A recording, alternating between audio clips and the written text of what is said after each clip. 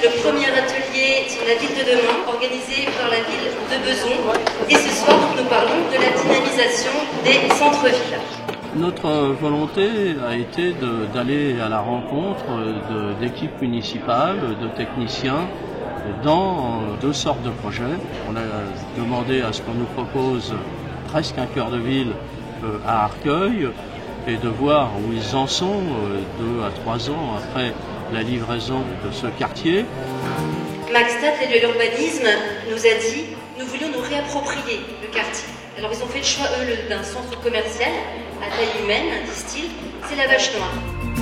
Le projet de la Vache Noire, c'est en quelque sorte la rencontre entre une opportunité et une volonté politique. L'opportunité, c'est qu'en 1995, malheureusement, l'entreprise Thomson nous a annoncé qu'elle déménageait. L'entreprise Thomson sur le quartier, c'était 5 hectares. Donc nous avons saisi l'opportunité de reconfigurer le quartier avec un triple objectif, maintenir l'activité économique, développer le commerce et les lieux culturels dans le quartier et réhabiliter, rénover le logement et la mixité sociale dans le quartier. Pour le deuxième, c'était dans un milieu urbain assez différent puisque c'est plutôt un centre-ville qui est en train de se redynamiser au travers d'une action très longue de la collectivité de Bourg-la-Reine. Alors le projet essentiel a été la reprise de l'axe principal qui traversait notre ville de Bourg-la-Reine pour lui redonner non pas un aspect autoroutier, mais lui donner vraiment un aspect de boulevard urbain.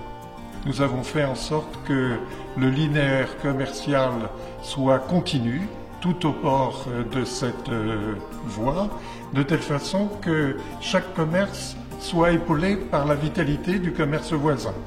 Donc la première chose, le premier conseil qu'on peut donner, c'est de prendre son temps, puisque c'est une question de 10, de 15, de 20 ans, où on doit faire en sorte que chaque personne qui participe au projet y trouve pleine satisfaction.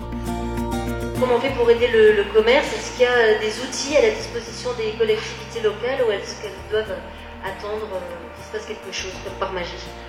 L'idée, c'est de donner des clés de lecture et des clés de compréhension sur ce qu'est un bon centre-ville, les forces et les faiblesses, qu'on puisse analyser. C'est toujours plus facile d'analyser que de réaliser derrière. Donc l'idée, c'est de voir sur quels éléments on peut jouer. Aujourd'hui, un cœur de ville peut s'envisager comme une association entre un centre commercial tel qu'on peut le connaître mais avec une réalité actuelle et un commerce indépendant qui également a toute sa place. Il faut que le commerce s'adapte, il faut que la consommation, qui a aussi énormément évolué ces dernières années, s'adapte au commerce. Donc le véritable enjeu aujourd'hui, c'est de créer une dynamique autour des commerces dans le centre-ville. Et la réalité du terrain prouve que le commerce fait partie intégrante d'une dynamique de centre-ville. Et donc là, on est dans une étape de réflexion avec des spécialistes pour voir quels sont les éléments essentiels pour réussir des opérations de ce type, quelles sont les clés de la réussite, quels sont les pièges à éviter. Il ne s'agit pas chez nous d'avoir une redynamisation, mais chez nous c'est beaucoup plus la création d'un centre-ville, parce qu'il n'y a pas véritablement de centre-ville sur notre ville. Il n'y a pas d'espace où on peut se retrouver, débattre. Donc voilà, c'est un exercice à la fois de démocratie participative, mais j'irais aussi un peu d'éducation populaire pour donner aux uns et aux autres les clés pour comprendre des projets dont la complexité n'est pas toujours aussi évidente que cela.